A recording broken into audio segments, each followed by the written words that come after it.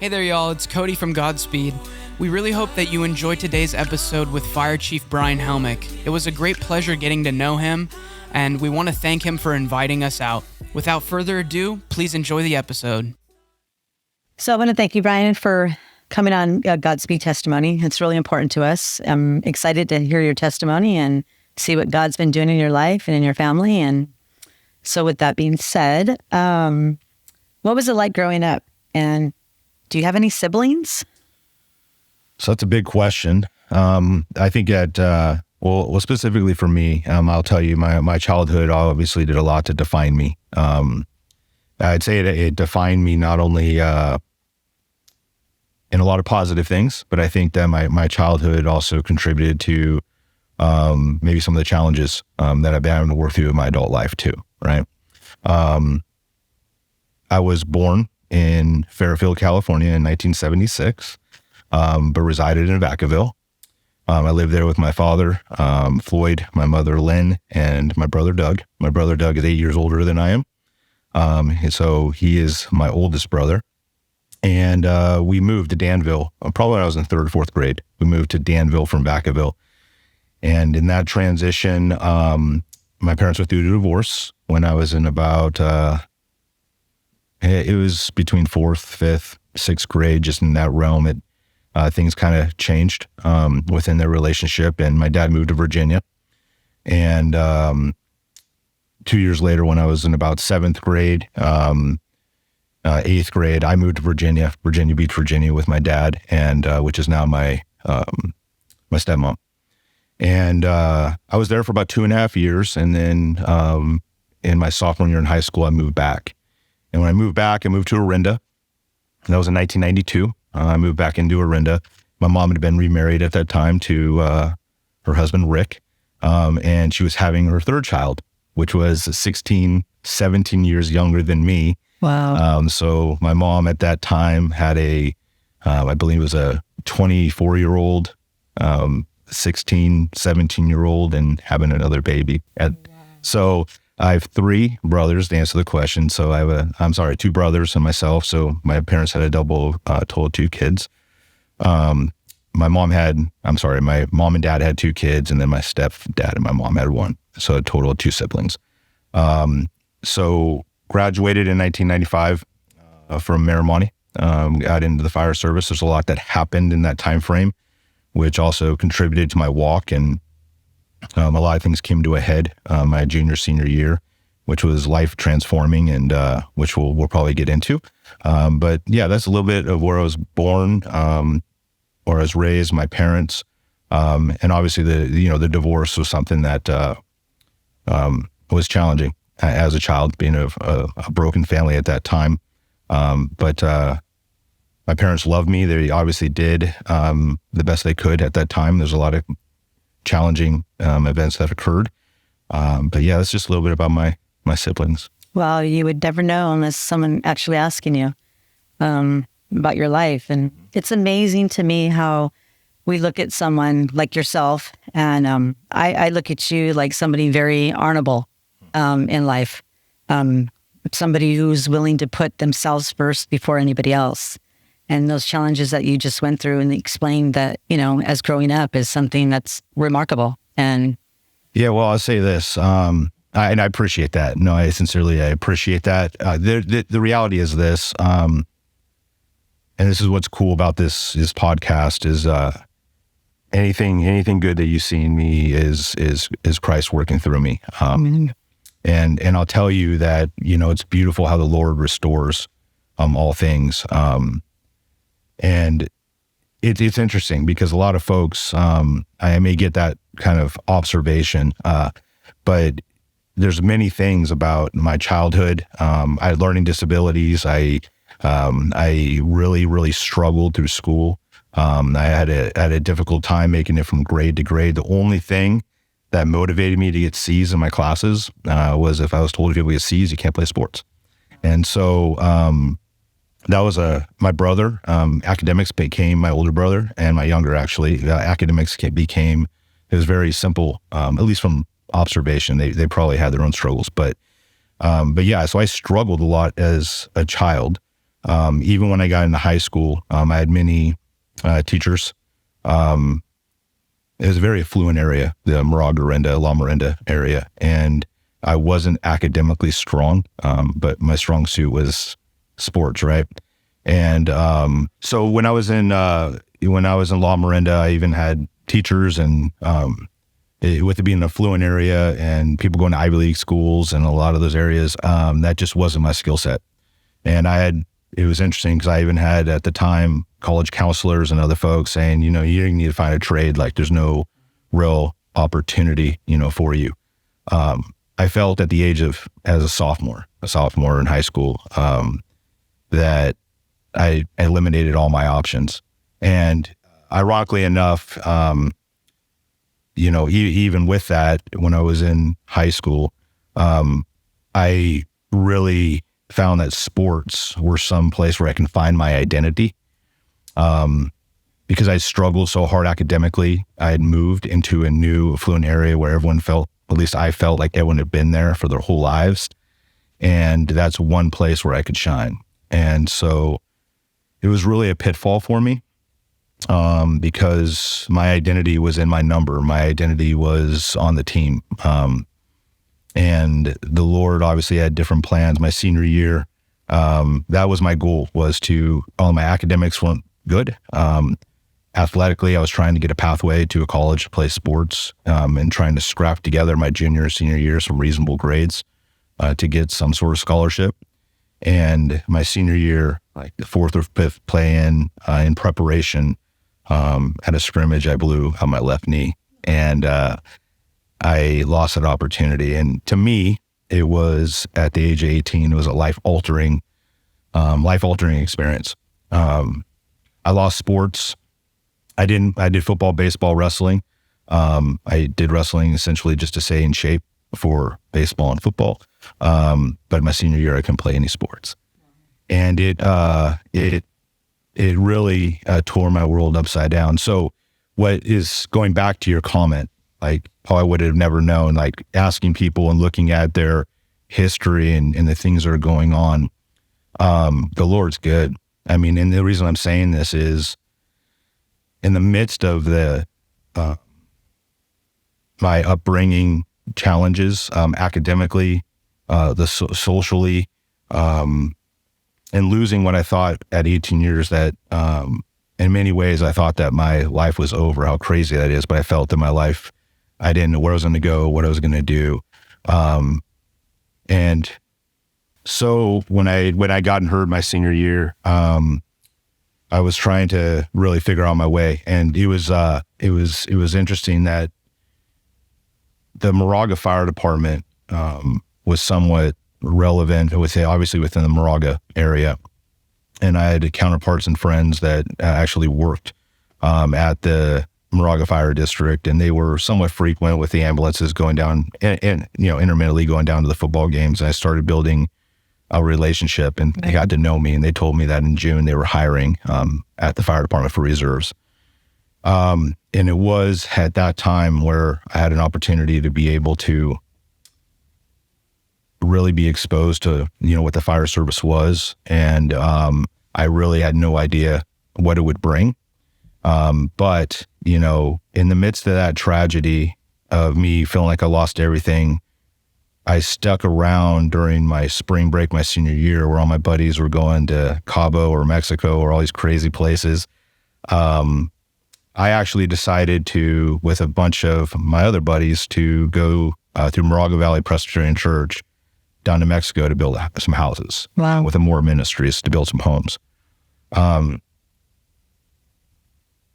It was at that time to where I recommitted my life to Christ during that trip. And I had originally asked Christ in my life. They're actually during my parents' divorce back in 4th, 5th, 6th grade. I was in Grass Valley at Wolf Mountain Camp, a summer camp, and through that crisis. And it's interesting that if I look back, I can see that I leaned into God in time of crisis. I leaned in, and I knew I needed help. I knew I needed a savior. I knew that what I was doing didn't work. And it's interesting that when I look back all the way being in fifth, sixth, grade. And then fast forwarding again to those life events, in high school, losing at that time, I believe, my identity and saying, I'm lost. I don't even know what to do. And those are real two defining moments, but that's a whole nother journey. But the thing is, starting at that point, that history, anyone that were to listen to this, it's interesting because I think about those days when I look back, being before I was the age of 21, and I look back, it's one of those things. Sometimes you're like, I wonder how they remember me, Mm-hmm. My bride, Kristen, my bride and I talk all the time, and I'm like, I feel I've got past the whole shame, the regret, but I acted out a lot. You know what I mean? I acted out a lot in those days. I had an ego.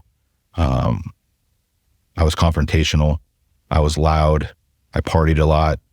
I was just trying to fit in. I was a lost kid, And so I think of those days, and it's funny, my wife and I will run into people from time to time from my younger years.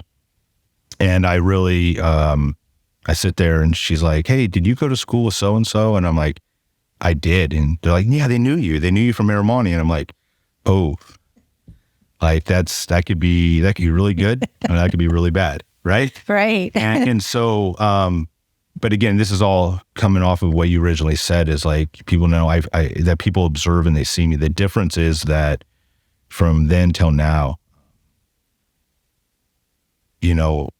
I fear the Lord. And I say that in a favorable, positive way. I believe in the wrath of God. I believe in the love of God. I do not believe that you can have and understand the true love of God without understanding his wrath. And he will either let you go into your idols, or he'll allow you to be destroyed. Correct. I mean, I don't think a lot of people look at life like that, that are believers. They look by walking with Christ. One way is supposed to be the way. He never said we wouldn't have any troubles or trials that are going to come with our walk. Which brings me back to when you were in fifth grade, how you rededicated your life to Christ because he knew what you were going to be going through as you went through high school. He knew how you were going to be feeling that identity of sports was supposed to be you because that's what you believed. But knowing the real truth and what he had for you is remarkable, is really remarkable. You joined the fire department. How was that? Yeah, so the fire department, so in 94, 95, right? So I was in really trying to find my way and wanting to do something honorable. And actually, when I started working with the fire department, I didn't, or starting to know the guys at the fire department, I didn't know it was really going to be it. I love the camaraderie. Wow. I love the practicing. It was another goal for me to try to accomplish. But it was in that process of going through the discussions that I had with the guys at the firehouse and them kind of exposing me to what the fire department was, having some meals with them. And I really enjoyed it initially because I'm like, this is great, man. This is kind of like practice. This is like the football practice. We're having a little bit of fun. It's kind of like the locker room. You have that camaraderie and it being part of something bigger than yourself. I was really intrigued by it. But there was an event in 94 ish prior to application. That's not true. It was after I'd gotten hired as a reserve to where I got offered by one of the captains. They said, hey, there's an accident with rescue. He asked if I wanted to go. I'm going to ride along status. And I said I would. And it was later in the evening and it was on the truck out of Station 41. And the lights were on. He said, sit down, buckle up, put the headphones on. Don't say a word. Don't move till we get back. And he got in. And what was interesting, a whole paradigm shift occurred, and it was really cool because when I sat down, I buckled up. There was this degree of urgency. There was a degree of seriousness. There was this degree of professionalism I hadn't seen from any of these guys. Right. And I sat down, and the way of which they were communicating, they were listening to the radio. They were talking about what they were going to do, how they were going to park. It was, and we were going down Moraga Road. near sunset, and like the Red Sea, it was parting. I mean, we were driving down the middle of the road, lights and sirens, and it was, I mean, I have chills right now remembering that moment in 94, 95. And they went, it was a pretty bad accident. They had some extrication. They did what they needed to do. They got in. We went back to quarters. They all got out of the rig, and I just sat there because I didn't know what to do. So I just sat there. They all went inside. And about 3 minutes later, the captain walked out. I believe it was Captain Kozanki. He walked down. He's like, "Are you going to get out?" I'm like, "You told me not to move." So I'm sitting here and I'm not moving. And he laughed, and he was just like, "What do you think?" And I'm like, this was it, because I found that I found the locker room, I found the camaraderie, I found the training, I found trying to get the goals super competitive, but that was game time.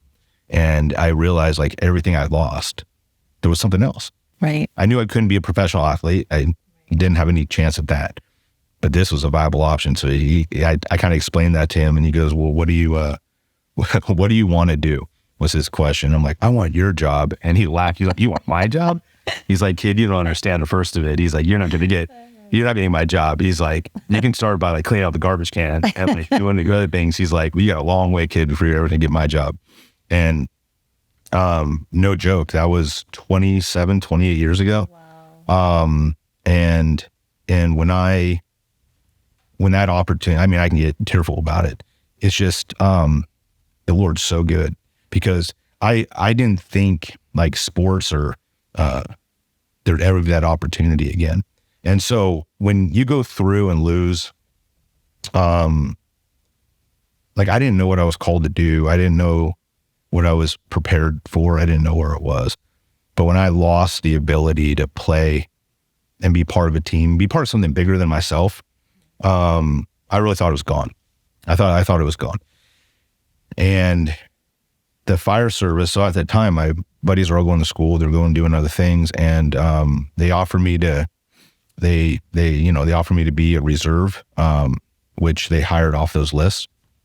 And ever since then, it's been one of those things to where it was a game changer, because I still struggled. I strayed away, obviously, from my walk at times. Correct.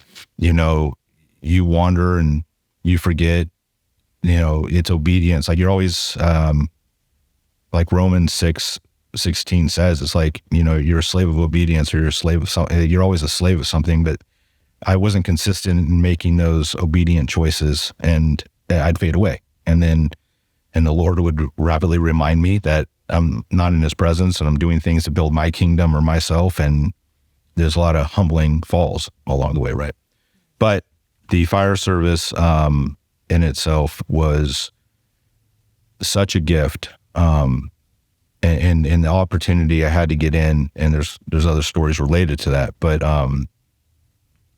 yeah, what an opportunity, and how he restored, even better than I would have gone to college, and I would have fizzled out. I wouldn't have gone far in my professional career at all. I probably wouldn't have been that great of a college athlete. But he provided something so much more better in my weakness. And so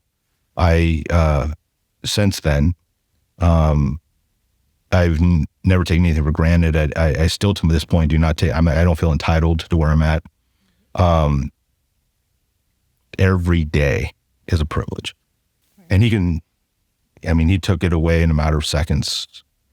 Everything I prepared for 18 years, to try to get to that next hurdle, he removed in a matter of seconds. And he has every ability to remove anything in my life. And so I feel greatly privileged and honored to have the family I do, to have the job I do, and I take it really serious. Which brings me to, I'm going to back up real quick. Your siblings, do you have a close relationship with them, or how is the relationship? Yeah, that's a fair question.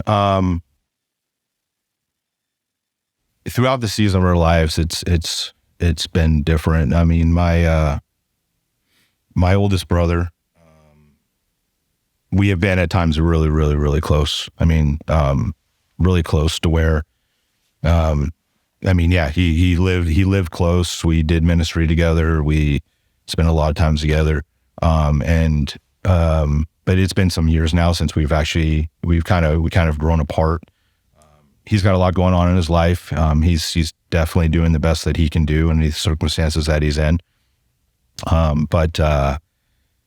Yeah, so my brother and I were really tight. But we've kind of grown apart a little bit. I love him. I mean, I love my brother. My younger brother, and I, he was born when I was a sophomore in high school, and but now he's an adult, right? He's, Right. I probably should know exactly how old he is, but I think he's close to late 20s, right? And so, yeah, we still get together frequently. We get together frequently, and we do. I think that my younger brother and I are pretty tight because of the frequency of which we get together. Right. But my older brother has come in and out. He's just, like I said, he's in, I believe, Florida now. My younger brother's in Half Moon Bay, but he's recently just been out in Dublin. So yeah, we're all kind of doing our own thing. As we grow older, that usually happens, especially from a blended family.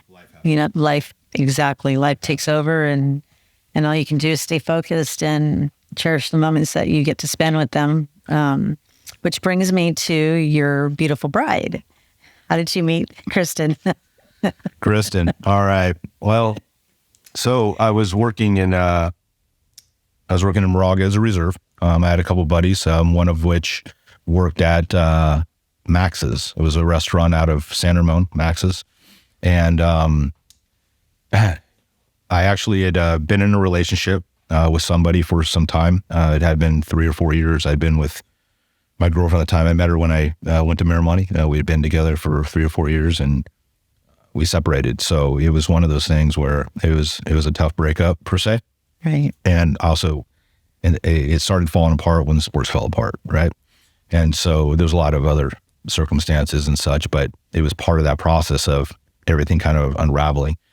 So when I'm in the fire department, and the guys being guys are like, you need to get out, man. Like, you need to get out. You need to go and have some fun. And I'm like, I don't want to have any fun. Like, I just want to sit here and watch movies. And so they're like, no, we need to get out and have fun.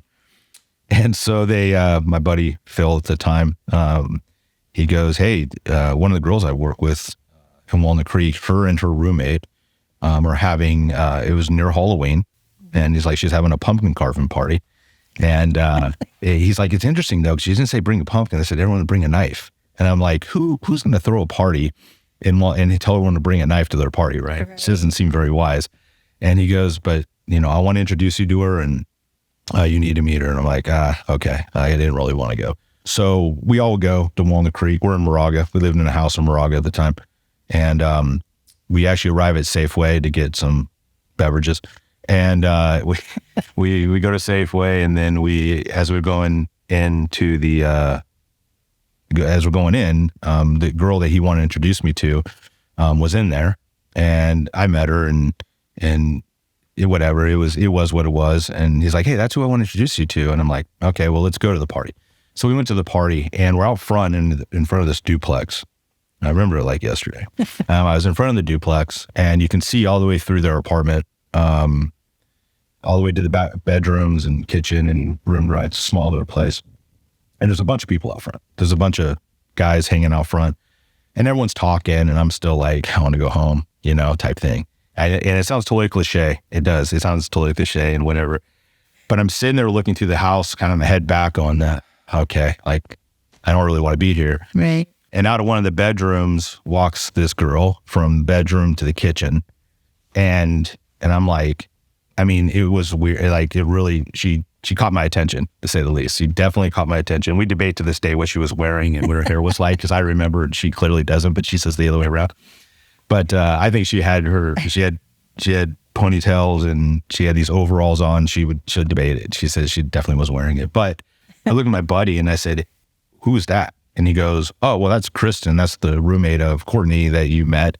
And I'm like, I would like to meet her. And this guy next to me goes, hey, yeah, good luck or something. And I'm like, and I said something to him. I'm like, something totally cocky, like, give me 2 weeks or something.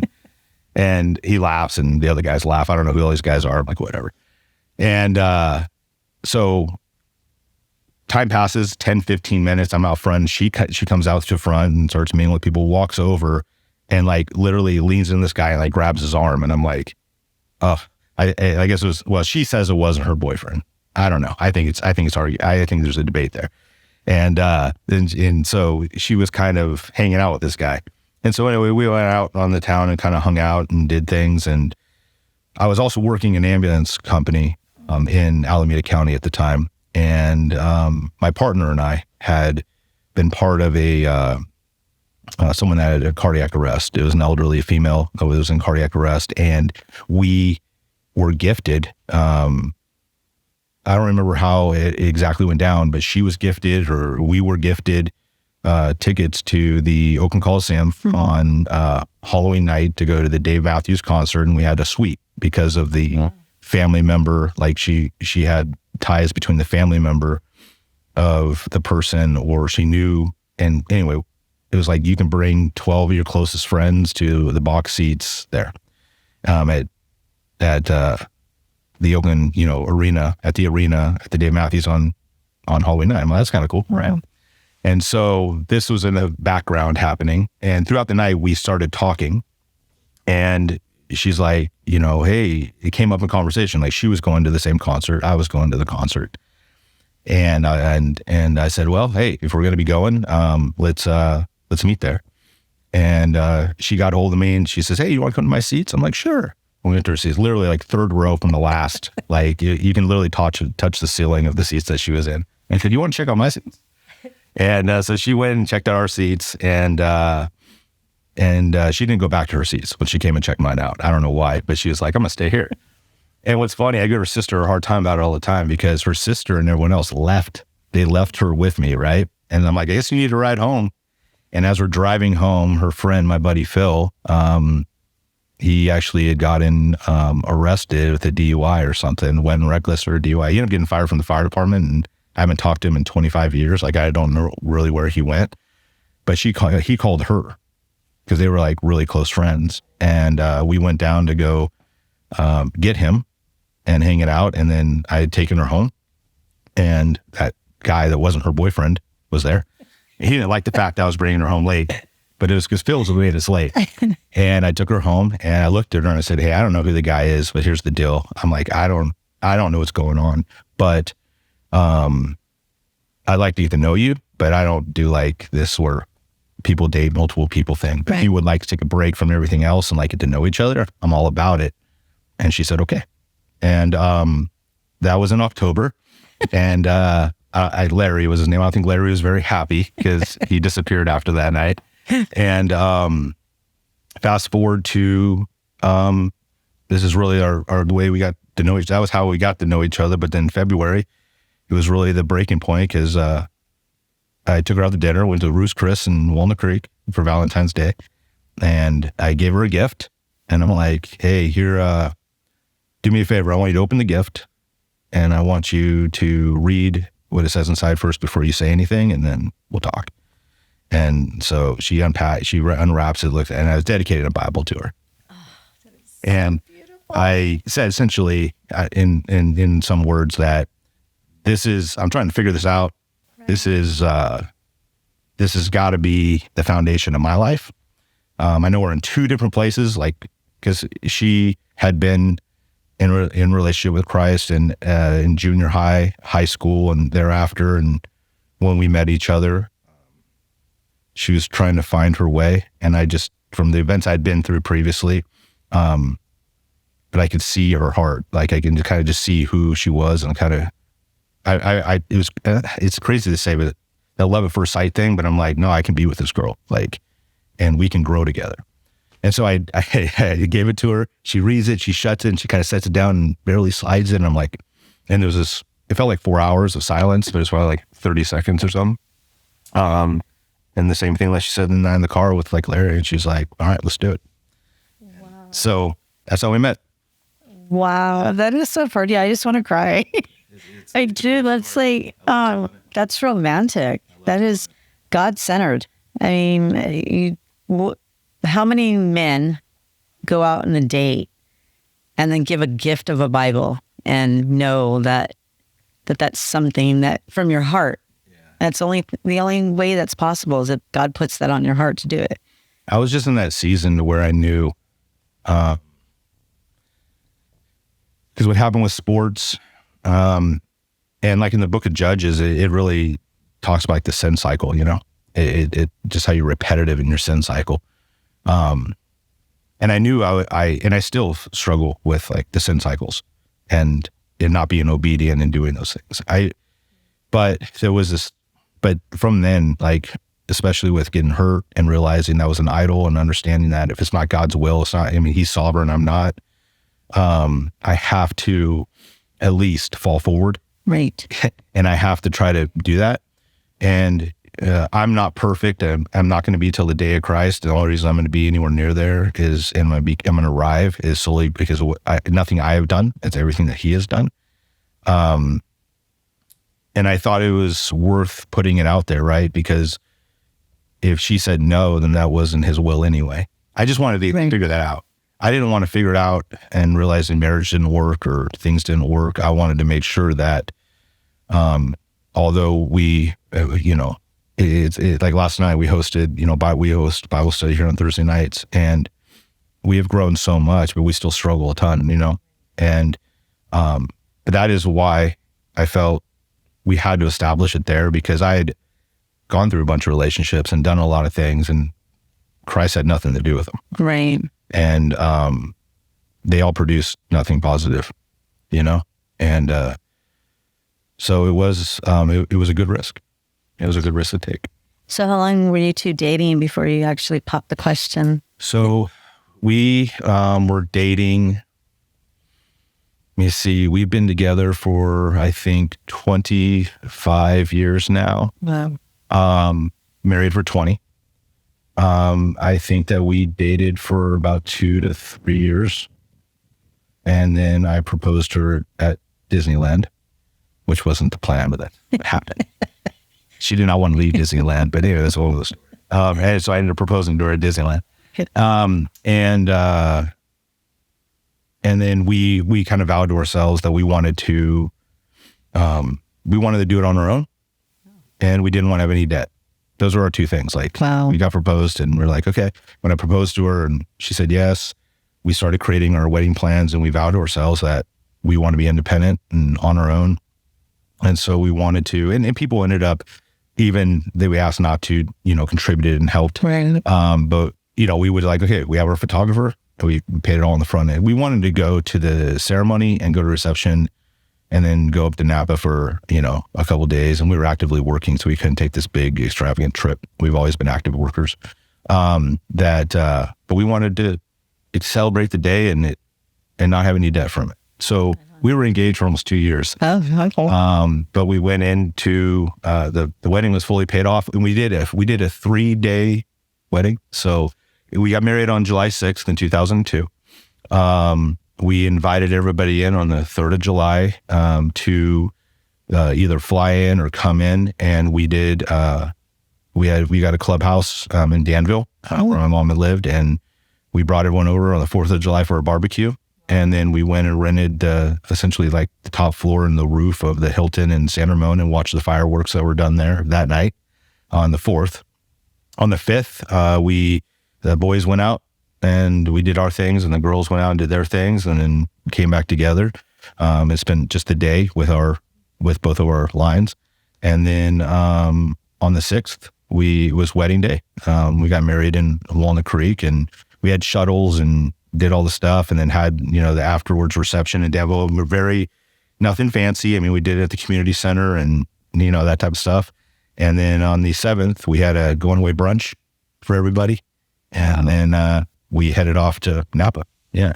That's nice. So it was a family affair, and it was 3 or 4 days, and we were able to do it, and we didn't owe a lot when we were doing it. I don't think I've heard anybody doing it like that, but that's nice. That is, you included everybody at every moment. It was cool. And that is really nice. And we did our bachelor party together. I mean, we didn't do the whole. Oh, right. Yeah. We had one limo, one event, and where the guys went, the girls went. And it was husbands and wives. That's how we did our bachelor party. And you were still a firefighter. she's never known me not to be. So she met me when I was in Moraga. I've always been working on some sort of an engine company. Always been on shift work. She's never, until I was promoted to chief in 2017, I'd never not been on a shift schedule. And so, no, she's never, it's crazy. We're at a point now in our relationship where we've known each other along our lives than we haven't. Got it. Yes. You know what I'm saying? We got to a point, it's like, wow, it's like, we've been together over half of our lives. Right. And, but I also have always, I've worn a badge the whole time. She's never not known me not to work. So she didn't get, good for her. She didn't get to experience the old Brian, although he shows up from time to time. And she gets I guess, the more refined. The Lord's chipped off some pretty tough. Awesome. That's awesome. So how do you, because I know working in the public's eye and being a believer, how is it for you to separate the two? Well, I don't think I do. Oh, okay. I don't think I do. Okay. I think, I wouldn't say it's separated, but I think that earlier in my career, I think I was a lot more careful per se. Okay. I think that I was a little more guarded, but I was also younger in my faith too. I think that there was, when I got into the industry, understand like all my successes, I joke about this, and all the successes in East Contra Costa Fire, the things that we were able to accomplish through annexation, all the stuff we were able to do through our team building and exercising, it's only because I applied the principles of what God calls us to do. I feel actually really, bad's not the right word, but I sit there and it's like, in many ways, I'm like, all I've done is like, I've taken like copyrighted and trademarked stuff that I've just taken the principles of the Bible and I'm applying them repeatedly. Right. I'm trying to daily be a servant leader. I'm trying to, really love on everyone around me. And I'm trying to restore systems that are broken. I mean, it's just constant trends of, I care, I want to validate and hear what people say. I don't care about your rank. I don't care about your grade. I care because you care. Right. And it's been very, I don't think it is interesting. I think it is what it is. But for the past 27 years, when I got in, I knew who it is I needed to follow. I knew who it is I needed to emulate. My mom was an avid and strong believer. My grandfather was, he worked in industry, but he was a fire chief at the Shell refinery for a couple of decades, and then went and helped start the University of Nevada, Reno's Fire Academy in the 80s. And so, but he was a very strong believer too. And so, I observed and saw and believed. And so it's one of those things where you do have to share the gospel, you do have to share, right. but no, I guess period, new paragraph is I felt, I wanted to live it out in opportunities. And I think it's been repetition over time and being consistent. And I think that's one thing I'm happy to say, talking to folks that I run into that I haven't seen since the early 90s or now.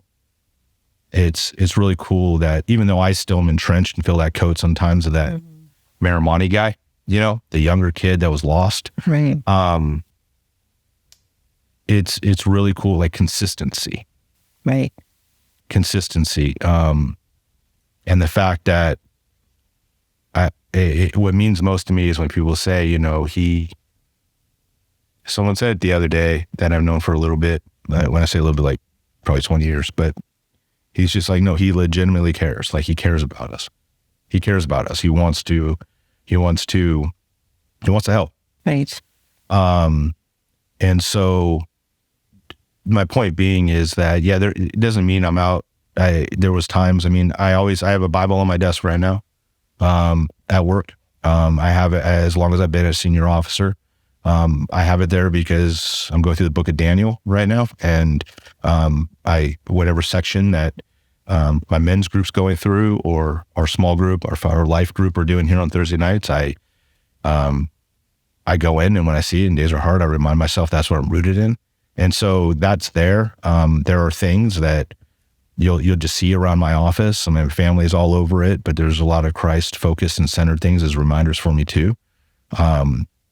And so the point is that I think that throughout my career is that I'm becoming a little more bold in regards to speaking directly to it when not asked. I think that for a couple of decades, it was more, I tried to live it out.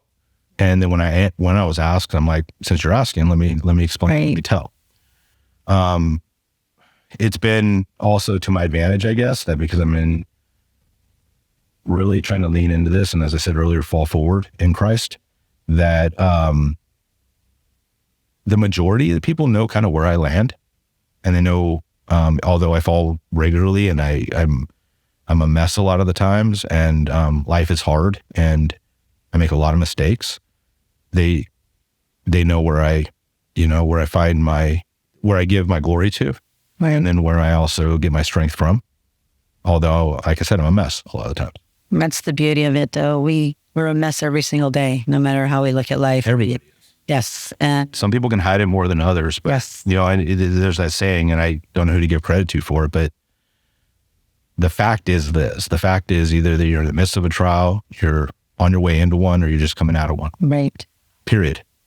And that's everybody. Yeah. And anyone that says otherwise just isn't being straight with you. Right. And that's the thing is in my walk as I go every day and get the privilege to do what I do every day, to be able to be part of something bigger than myself. The thing that's really beautiful about it is I want to normalize that.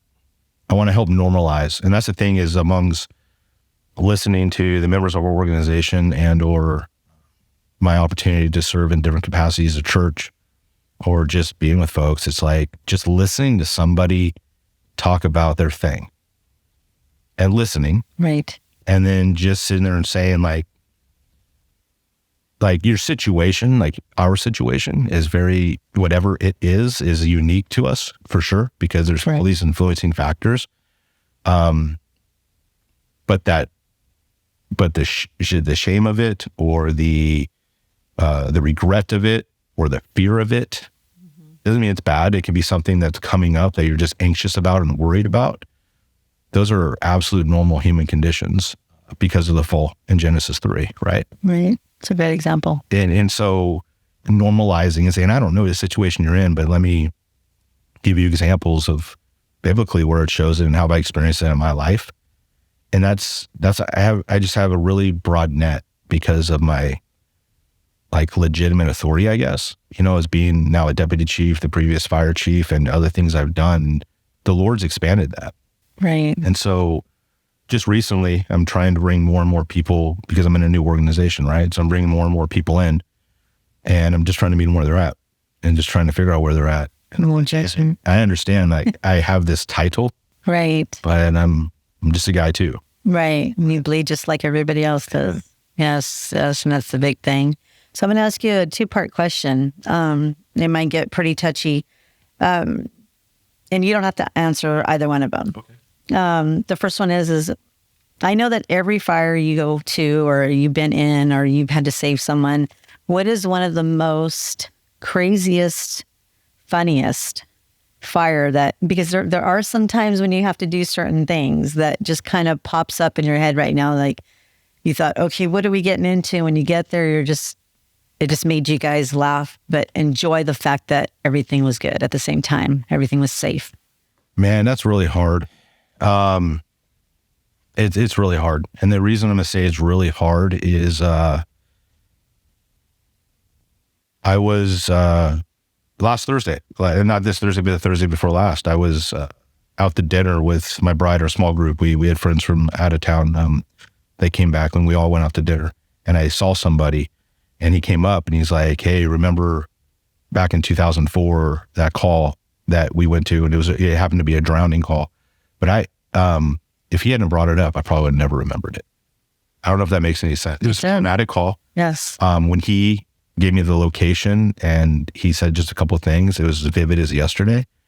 But I looked at my bride, I looked at Chris, and I'm like, I'm not kidding. Like if he had never like said that, I would have never remembered. Like I can remember the last time I thought of that call. And what's interesting is, and this is I don't think it's unique to me, I know it's not unique to me, but what's weird about it is, I'm not going to say, I don't know if like how or why, but I don't remember a lot of it. I don't remember a lot. I mean, I know we've run a lot of calls. I know we've done a lot of things. We had a lot of tragedy, but a lot of the tragedy, I mean, obviously the worst ones I've been on, because I still get triggered on some of them. And I live in the area where I work, and there's not, I mean, the thing about it is, Marsh Creek, Vasco, Byron Highway, there's not a cross I don't know the story, Right. I was either, if I wasn't at scene, I was covering, or I knew and I came in a support capacity or whatever. And many, many times I was one of the first responders that arrived at scene and mitigated it. Right. So, I mean, there's, in general, I would tell you, you go to calls that you think are going to be really bad, and then they ended up being positive, or we get to situations to where, I mean, for example, I've been on my very first call I ever went on, actually ended up being someone lost their lives, and they lost their life in Moraga. It was a trench rescue. A guy was just excavating and digging a hole, and he reached in to measure, and the hill slid, and it got him stuck waist down, and he, from his waist up, he was just stuck. And we got there, and we were talking. I talked to him, and I'm like, we're just going to pull you out. Well, the next, one hour led to the next, and the next thing you know, it was a body recovery. And like, I've been talking to this guy, and we've been doing things, and it was just real. So fast forward, we had an incident on Dawnview in Brentwood some time ago, and it's probably a long time ago, but same thing, rolled up, the same situation. I see him, and I'm like, this guy's in a critical situation. Like, I don't think he may not survive. And he did. And so there's, we have situations like that. Then you go to calls where it's medical aids and you're delivering a baby, which is awesome. And you come back and you're like, we brought life into the world. Right. We didn't lose life today, right? And there are many times that we get to go to calls, and that's the real beautiful thing about the fire department, or public safety just in general, is people are legitimately calling you. The only reason they're calling 911 is because they have exhausted every resource they know available to them, and they do not know what to do. Right. And it is 99.9% of the time the most dire and stressful situation that they've been in is probably in the top 5 list of their lives. Either a loved one's non-responding, they're not waking up, they walked into something, they saw something, or their possessions are being destroyed. And for us being able to arrive at scene and just meet people where they are and be part of the team that mitigates that alongside them and get them to a place that shelters. And that's where the chaplaincy stuff comes in a little bit, right? Yes. And that's why being able to have that, really the ministry of presence, that's really just the presence of being there and saying, how can we help you? And the simplest form, how can we help you? Just holding someone's hand. And so I know I'm not directly answering your question about the funniest thing. But see, here's the thing too, that depending upon who were to listen to this is, in some ways it doesn't even land well, right? Because the firefighters' humor, public safety humor, has been classified and deemed as dark humor. The things that we will giggle at and the things that we will do, and it's a mechanism of processing, it's a mechanism of working through the crisis, trauma. I mean, that stuff's very real. I think in respect of the audience is that what we deem as funny, many people would take as disrespectful. And that's not the intent. Right. Because we want to honor everybody and honor things. But the sights, the smell, and the sounds and the things of which we are exposed to are very real. And they stick with you, right? And so, again, listen, we work really, really hard. We also have a lot of fun doing what other people would not want to do. You're right.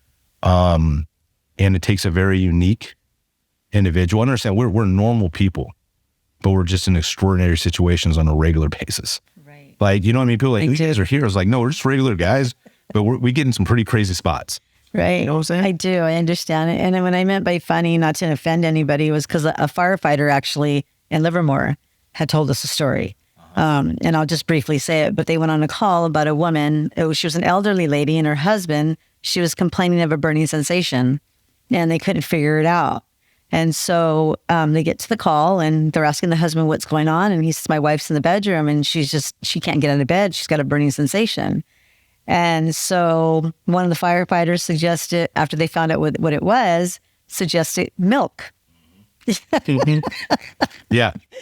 So they're like, okay, who's going to do this? And they said, well, since you mentioned it, why don't you do it? So that And you was... should be careful, make recommendations from the fire service. It's like, So that was...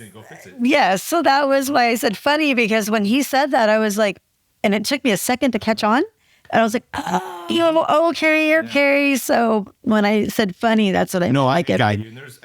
There's like... I mean, that's, going in early. I mean, there's situations to where we, when I got in early, I used to work, out here in the Oakley, Knightson area, and it was volunteers, and there were different skill sets of different people. And, people would be passed away, and it's in agriculture, and they're in the farm, and they're outside, and it's not, see, that's the thing, is it's not, some people not buddy, but it's like we come up and there are people doing CPR on people that they have what's called rigor mortis. They're solid as a board, and they're doing CPR, and they're like teetering back and forth, and it's like you're watching it, you know what I mean? It's like every time they push on their chest, their feet and everything are going up, and like they've been passed away for a long time, and we as fire guys like giggle at that, but people may not. But like, people got to look at it this way. You need something to grasp to get you through that day. We've worked through that. Yes. Like I have it in my mind, and I'm like, it was comical looking at it, but understand, like the moment of contact we came to that person, there was immediate compassion, and we treated them with dignity. Yes. We took care of them, and we treated their family member or friend or whomever in the situation was with great dignity. Correct. Yes. But it was, yeah. I mean, there's a lot. Yes, A lot of humor. Yes, and I've heard some of it, and that's why I asked. I was like, but it did take me a while to get what it was saying, and I was like, oh, okay, I get it now. So it brings me to being a father and a godly man, and being, a husband, and working for the fire department in your position. How do you manage women in your home? I got a bunch of them. So I have my bride. I have a 14-year-old. I have a 10-year-old. I have a 3-year-old. I have a 2-year-old girl dog. I have 2 girl cats. I think we have a guinea pig. It's got to be a girl. It's got to be a girl. Yeah. So it's one of those things where I thought at first I had a pity party where I thought I didn't have a boy, and I'm like, okay, we didn't have a boy, and then we didn't have a boy. And we stopped trying because I ended up having 12 girls, I think. So that's why we stopped. But You couldn't even get dogs that were boys. yeah, when I had a cat, it only lasted 2 years. I mean, he couldn't survive, I guess, in the house. I don't know what it was. But no, look, being a husband first is a great privilege and responsibility. And being a dad is just awesome. But the responsibility is great. The demands are... the demands of the fire service, just in general, the shift schedule, the work, the demand to maintain, and obviously with authority becomes greater responsibility.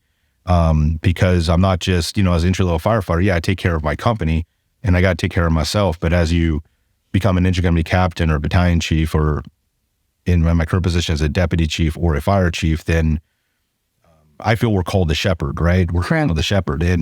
And so, we have this dynamic at home where I got my bride, and now I have these girls, and I'm accountable. I'm accountable to my girls. I'm accountable to the way I love on them, and the way I shepherd them, and the way I grow them, and the way I share the Lord with them in all things. And that itself is heavy. I mean, there's a lot of great privilege, a great responsibility.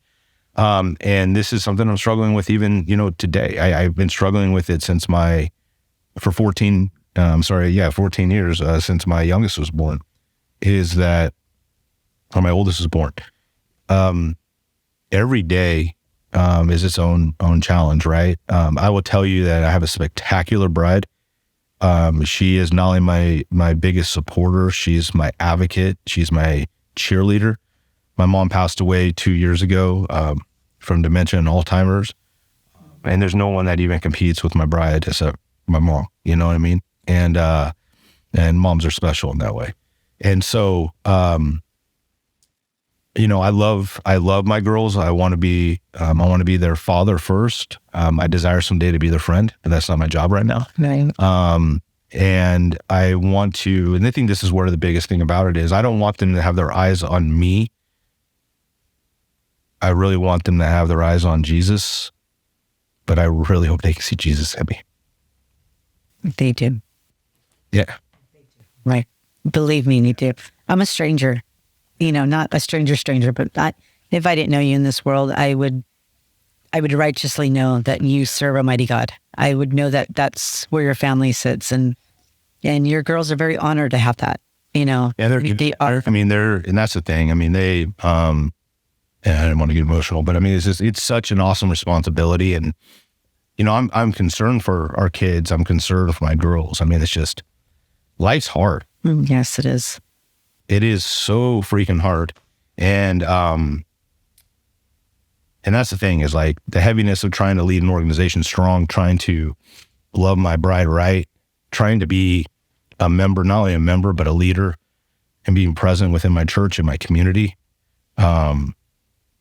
The work for my employer, my boss, my fire chief, in a manner of which I'm serving the Lord, he is not it. But I'm saying I want to do all things as if I'm serving the Lord, right? And it's just really hard to be consistent in that. It's just hard, right? And so the balance is wicked hard. I mean, now we have competing interests with their sports. I mean, they're active. So now they have their different sporting events. We're trying to support them in that. We'll support them in school. Chris works at, she teaches at Golden Hills. I'm now working in Concord, and it is just, it's heavy, but we lean into it, right? I mean, so something's got to give. They're getting to an age to where it's like, our jobs are going to be a point of which it's like, they're just going to demand more. And we're trying to figure that out in a way to deal with it. But, we fumble our way. We fumble our way through this, daily.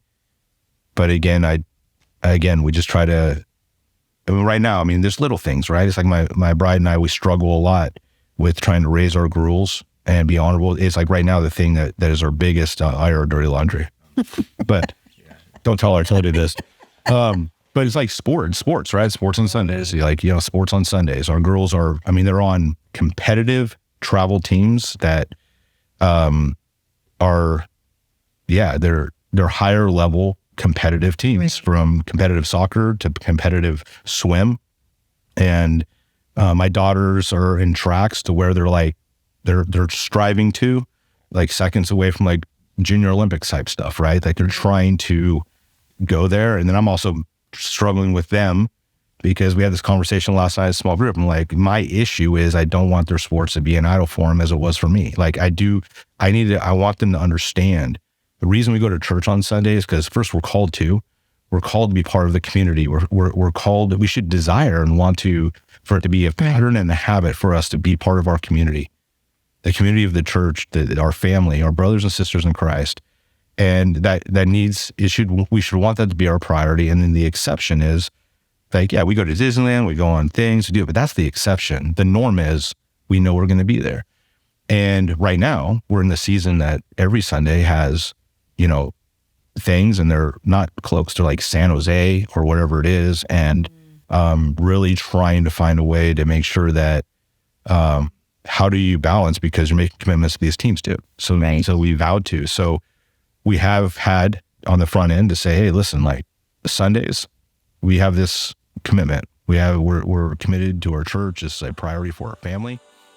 And thank you guys so much for tuning in to part 1, episode 1 of Brian Helmick's testimony. In part 2, we'll finish up Brian's testimony, and then we'll go on to interviewing his wife, Kristen.